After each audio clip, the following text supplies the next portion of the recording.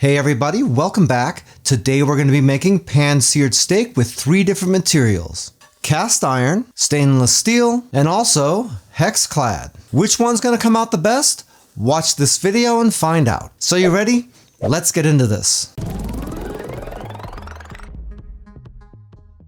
Alright, the 3 pans we're going to use today are an 8-inch Ninja 3-ply Everclad pan, an 8-inch HexClad, and a 12-inch Lodge cast iron. Yes, I know I'm using 8-inch pans for these, but this is the only cast iron that I have, and I didn't want to pick up another cast iron just to do this video. That, and I've had this pan forever, and I've developed an emotional attachment to it. Okay, a quick rundown of the construction of these pans. The Ninja Everclads have 2 layers of stainless steel, 1810 and 18-0, and sandwiched in between there's a layer of aluminum to disperse the heat evenly. These aren't the highest quality stainless steel pans on the market, obviously, but they do a decent job, and more importantly, they distribute the heat really evenly across the surface. Next, we have our HexClad. This is a hybrid non-stick pan. This pan actually has really similar construction to my Ninja Everclad. Again, you've got the magnetic layer of stainless steel on the bottom, the non-magnetic layer of stainless steel on the inside,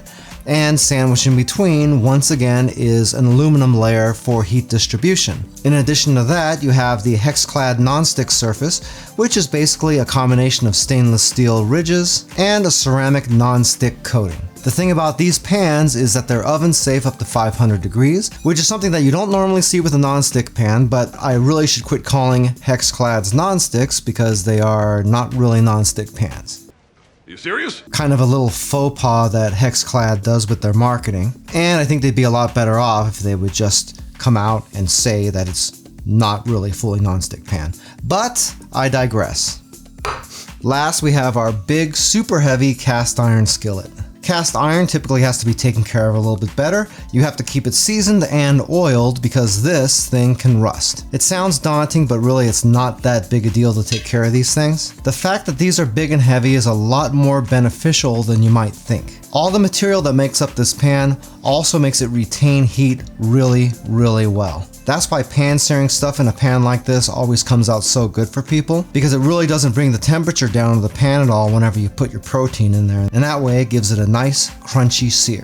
But you're going to see that pretty soon. For our meat, we have some USDA choice beef tenderloins, a little bit of olive oil, some salt, pepper, granulated garlic, thyme, and granulated dry onions. If you'd like to make this recipe, all the ingredients and measurements are down in the description of the video, along with the calorie count, the protein, the carbs, and the fat. We're gonna lay these steaks out right here, and we're gonna get them all seasoned up and ready to go. We're making 3 for our test, and I've got 1 extra one that I'm gonna be making unseasoned later for the Chew crew.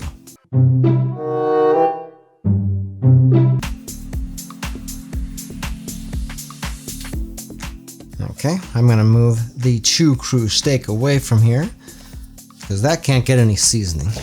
Okay, we'll go with the salt, the onion, the thyme, and the garlic, and lastly, the pepper.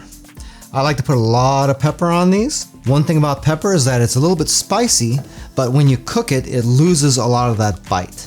When that bite goes away, all that's left is really great pepper flavor. Now we'll just season up the other side. Once you've got that seasoned up, another tip is to take all of the stuff that you got sitting in between your steaks and just kind of dab that on here so you get some seasoning on the sides as well. Okay, the first steak we're gonna do is gonna be on the cast iron. I was thinking about cooking all 3 of these at the same time, but the problem with that is that the different materials in the different pans are going to heat up at different rates. With that, it's going to start getting really confusing, and it was just a lot easier just to do them one at a time and talk about them individually. The amount of time that your pan takes to heat typically is going to be based upon how heavy the material is. So this cast iron pan will take the longest to preheat, then the stainless pan, and then the HexClad. Yes, the HexClad is made out of stainless steel, but that pan, for whatever reason, still is a little bit lighter than the full stainless steel pan is. So that means maybe the metal layers are a little bit thinner, because remember, it does have 2 layers of stainless, a layer of aluminum, and also 2 layers of non-stick. Okay, let's go ahead and get this started up. One additional thing to know is that I am using an induction cooktop here. So that means I'm going to be using less power than I would on a regular electric cooktop, and the preheat is probably going to take less time. Typically, I never really go over 5 or 6 on the power on my induction cooktop. That's going to be a little bit different for different people depending on what cooktop you have, how much power it has, so on and so forth. In any case, the way I like to do this is to start to preheat the pan and then put the oil in once the pan kind of reaches the temperature I want it to be at. To measure that temperature, you could kind of wing it, or you can have one of these and just kind of check the temperature that way. You do want your pan to be up to temperature when you put the meat in here because you really want to form that crust right away. Can't really do that if the pan's not hot. After we get a sear on both sides, then we would take the entire thing and put it into the oven. However, the oven step might not even be necessary depending on how you like your steak cooked. Remember, we're going to create our sear first, and that's going to cook the steak a little bit, but it's not going to cook it much past a medium to a medium rare. If you like your steaks cooked more than that, definitely you want to finish them in the oven to bring that internal temperature up to where you want it. I'm going to apologize to you ahead of time because I am going to run the range hood fan, so it's going to cause a little bit of noise here. But we do kind of need it so I don't smoke out my kitchen. Alright, for a good pan seared steak, we want the pan temperature to be someplace between 400 and 450 degrees. That's looking pretty good. So, we're going to go ahead and throw in some oil. And we're going to throw in our steak. When you put in your steak, be sure to put the front part down first and then just sort of flop it in like this. Don't do it the other way because you don't want to risk splashing oil up on yourself. The key to getting a nice crust on a steak like this is to leave it the heck alone. You don't want to be picking the steak up and looking at the bottom to see if that side is done yet. You just want to leave it there for a few minutes, trust that the pan's going to do its job, and then flip it over. If you try to flip that steak over before you have a crust, it's just going to rip it off, it's going to stick to the pan, and then you're going to have a mess. I'm going to let the steak sit on here and sear for about 3 minutes before I flip it over. One of the things about cooking a tenderloin like this is the fact that we don't have a big piece of fat along the side, which also means we don't have to render that fat. That makes it easier for us to get a good result. Okay, it's been 3 minutes. Now we're going to flip this steak.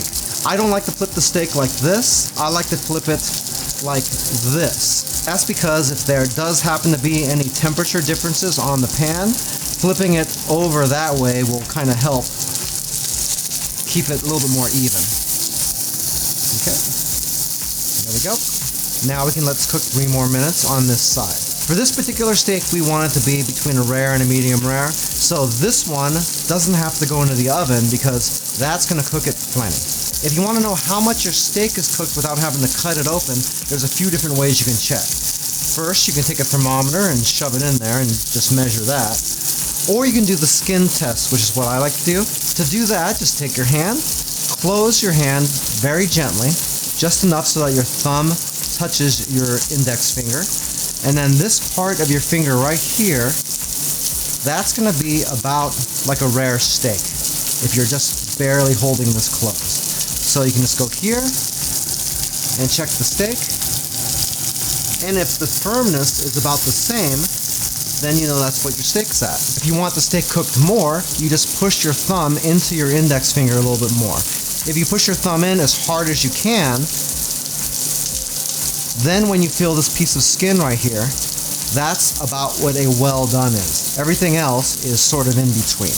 Okay, this steak is just about done. We're going to go ahead and take this off and let it rest. Looks pretty good, doesn't it?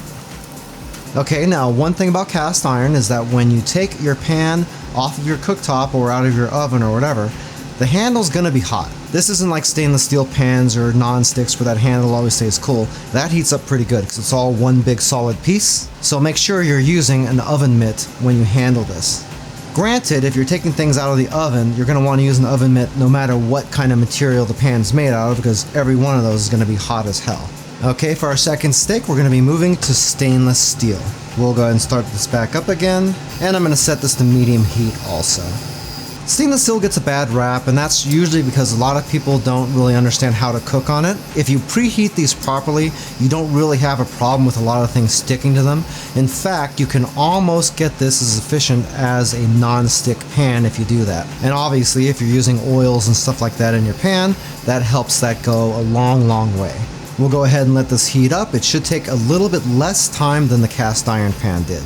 That one took about 6 minutes to get up to 425 degrees. This should be probably a little bit less because I am using a smaller pan as well.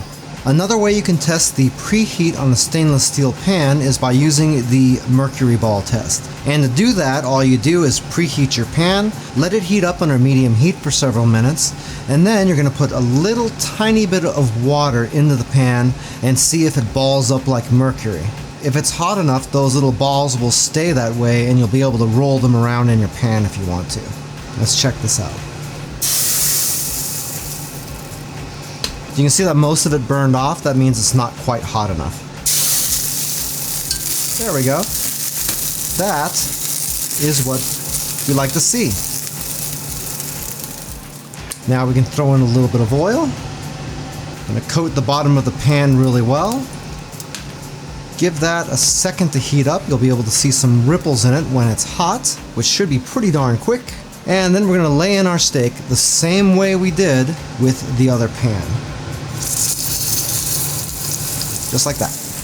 For this steak, I'm going to cook it a little bit closer to a medium. So instead of 3 minutes on each side, I'm going to give it 4 minutes on each side. That way we have a little bit more time to form even a better crust without having to worry about overcooking the steak. After that, we'll have to make a judgment call as to whether this needs to go into the oven or not. Okay, it's been about 4 minutes. Let's go ahead and flip this steak.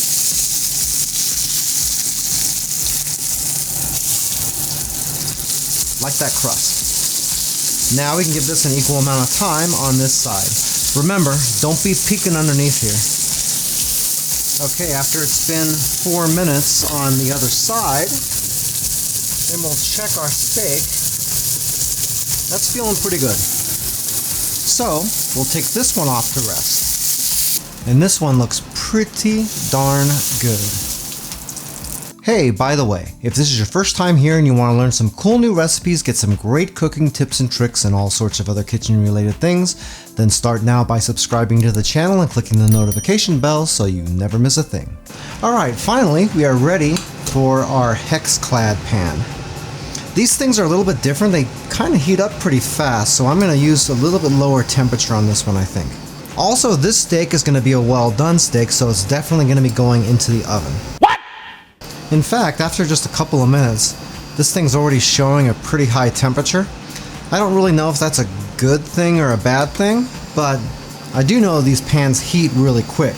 So if you're cooking in HexClad, you've got to take that into account because you're going to end up burning a whole lot of stuff if you don't realize that.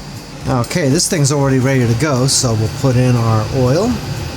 Remember, HexClads claim to be kind of non-sticky pans. I don't know, their marketing is really weird, but they are not non-stick pans. They are just more non-stick than a non-stick pan.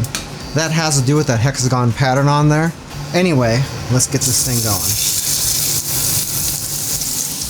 This might be where a lot of the criticisms to HexClad come in, because if you're cooking on other types of pans and then you just move over to these, you're gonna hate them because they're completely different the way you have to use them. In my opinion, that's not really a good thing or a bad thing per se, it's just different.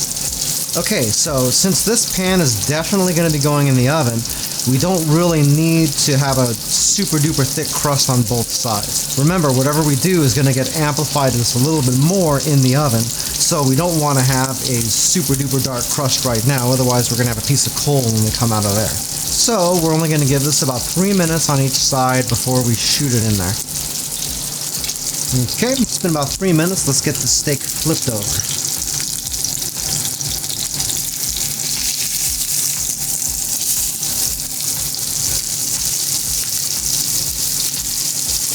Alright, now that I've got this flipped over, you can see the crust that I formed here. It's pretty nice. Just kind of depends on how dark you want this. If you look at this and you say, oh shit, I wanted my crust to be a little bit darker, don't take the steak and flip it back over again at this point. You're going to screw everything up if you do that. Just leave it on this side a tiny bit longer, and then flip the steak back over before you put it in the oven, and you should be good to go. In fact, since we're doing a well-done steak and it's virtually impossible to ruin it since we're already ruining it, I'll leave it on this side a little bit longer so you can see. Okay, I let it sit on this side a little bit longer, and I cranked the temperature up a tiny little bit as well. Let's see what kind of crust we got on this other side. See? That's looking pretty good. That's looking pretty good, and it's pretty close to what a lot of people like to see. So we're going to put this in our 400-degree oven and cook it up for a few more minutes. Just remember that when you take this out of here, you're going to want to use an oven mitt. Trust me, if you don't use an oven mitt to take this out, you're going to be using an EMT. Alright, I've left this in here for about 4 minutes. Oven mitt. See? Be real careful. And that's looking just about done. Let's get this off of here to rest. Okay, we'll check this out. This might be a little bit skewed because a couple of these steaks have been sitting here a while now. But this is our rare steak from the cast iron. This is our medium steak from the stainless steel. And this is our well done steak in the HexClad pan. So we'll give this a cut. Hopefully it's not overcooked from sitting here. And that looks like a pretty good rare steak. Not so bad, huh? Next we got our medium. It's kind of a thin cut too, so hopefully it's not overcooked. Looks pretty darn good. It's a pretty good medium, especially being as thin as this is. Now for our well done steak. Yep, she's a well done. Cooked all the way through. Pretty easy stuff, huh? I'll tell you what, I absolutely love pan seared steaks. I mean, they're really great on the grill, but if you pan sear them, they still come out really good and you don't have to deal with the weather. I knew it was gonna come out good in the cast iron because really cast iron is the go-to for stuff like this. What really surprised me though was how good they actually came out in the HexClad. Honestly, not too bad at all. If you'd like a little bit more information about any of the pans that I used in this video, I do have Amazon affiliate links for them down in the description.